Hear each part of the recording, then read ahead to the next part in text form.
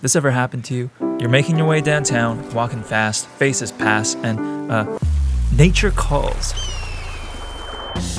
So now you're walking really fast because you really need to find a bathroom. And the problem? Well, if you're anywhere in North America, that is a very difficult task. Ugh.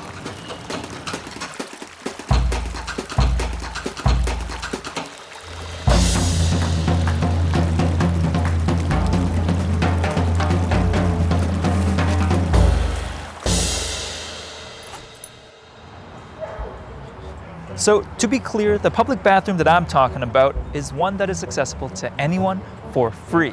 Not if you buy a coffee or a donut, not if you ask really nicely, free. And cities across North America really struggle to provide them. They're annoyingly missing in places you'd expect them. Public spaces, busy streets, and transit stations. The few that are free to use almost always close in the evening and aren't easy to find unless you know exactly where to go. Case in point, in my hometown of Vancouver, there is just one bathroom across the entire transit system. Just one. Located here at Waterfront Station. And you think it'd be somewhere convenient, like, I don't know, the lobby? But no, to get to this one bathroom, you have to go through the fare gates, across a pedestrian bridge, down a set of escalators, through a tunnel, past another set of gates, and if you haven't peed yourself already, you'll find it in the back corner. Yeah, it's a real pain in the butt. I'm sorry about that, but I imagine you can relate. This is a problem pretty much anywhere you go across North America. If you're looking for a bathroom, you're better off going into a cafe, a fast food restaurant, or a bush. But this isn't the case everywhere. In Paris, the city of love and lavatories, there are over 400 freestanding public bathrooms across the city. In London, almost half the tube stations have a public bathroom, which adds a whole new meaning to the term tube station. And in Tokyo, public bathrooms are not only plentiful, they are often beautiful works of art, winning prizes and international recognition the world over. Like, wow. Oh, wow, you seeing this? So what's the deal? What's stopping us from providing more public bathrooms? Well, to some extent, the answer is pretty simple. It's money. Public bathrooms are surprisingly expensive, not just to buy, but to install. Each one needs connections to electricity, running water, sewage pipes, and the durability to withstand Canadian winters. This easily adds up to hundreds of thousands of dollars. In Vancouver, the park board recently made headlines for budgeting $645,000 for a single toilet, which might sound insane, but that's just how much they cost. Montreal spent over $500,000 on one of these bad boys, while Toronto got theirs for $450,000. A relative bargain, I guess. But building a bathroom is also just a fraction of the total cost. Once you've opened a public bathroom, congratulations, now you get to maintain and clean it indefinitely. It's a cost that typically amounts to tens of thousands of dollars per toilet every year. And it makes sense. If you think your 3 roommates can't keep a toilet clean, try hundreds to thousands of different people every day. But money isn't the whole story. After all, we justify high costs for plenty of other things, many of them arguably less useful than a bathroom. There's another issue here. The truth of the matter is that public bathrooms can be more than just places to use the toilets.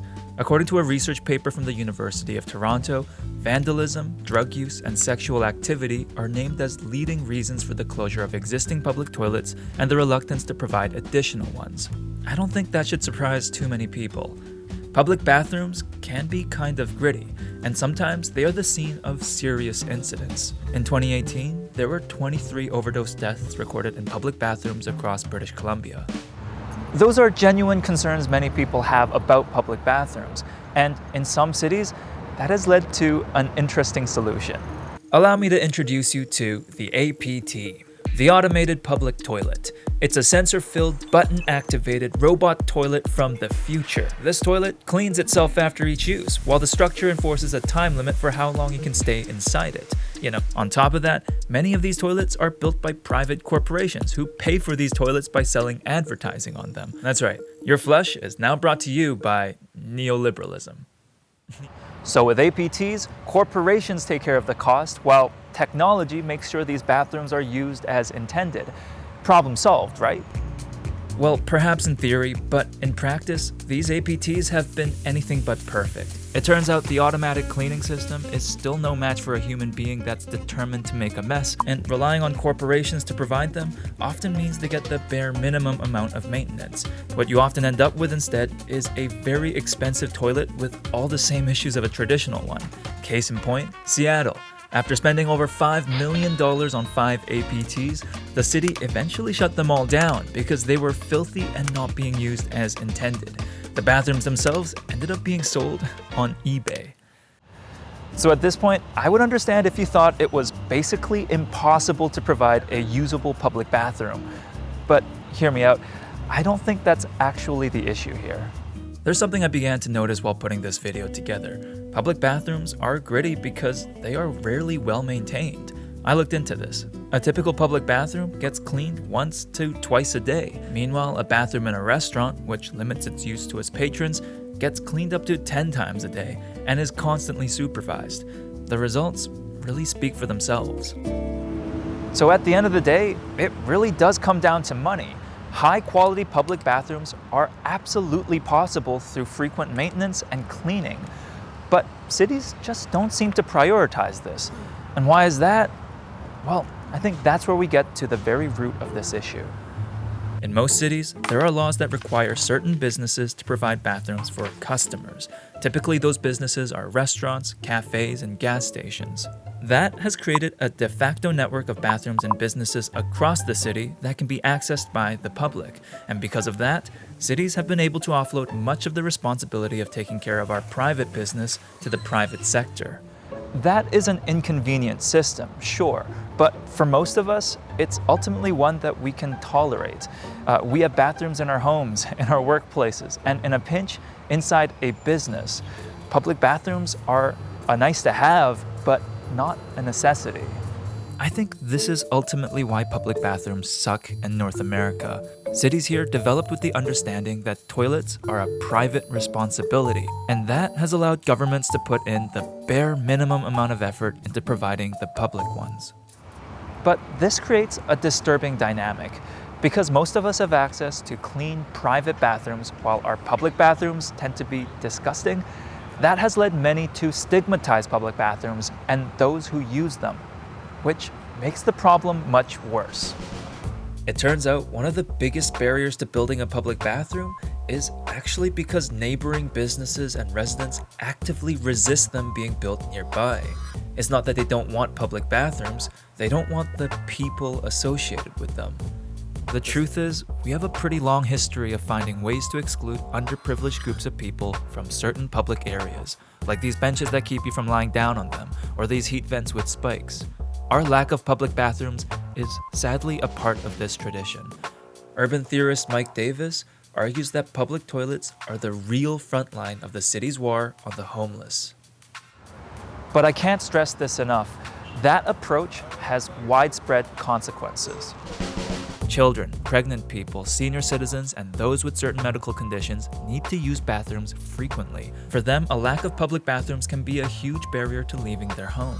Professions like taxi drivers, food delivery workers, and local urban planning videographers suffer from a lack of public toilets too. The average person pees 6 to 8 times a day, so it's really not practical for workers in these industries to pay for a coffee or a donut every time they have to relieve themselves. Many taxi and Uber drivers report peeing in bottles instead to get through the day. But perhaps the most seriously affected are the homeless. For them, a public bathroom is really the only reliable option they have to relieve themselves and practice basic hygiene. When there are none available, they often have no other choice but to relieve themselves on the street. And that can have widespread implications. In San Diego, an outbreak of hepatitis A that killed 25 people was linked back to fecal matter in public places. A grand jury report investigating the outbreak found that the primary problem was that the homeless did not have access to public toilets. For me, this highlights a huge flaw with our current system. By relying on businesses to provide bathrooms for the public, we have created serious gaps for those who need public bathrooms the most, all while creating a public health risk for everyone.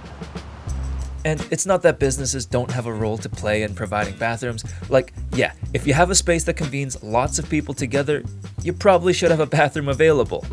But if that logic applies to a restaurant or a gas station, why shouldn't it apply to a transit station or a public space?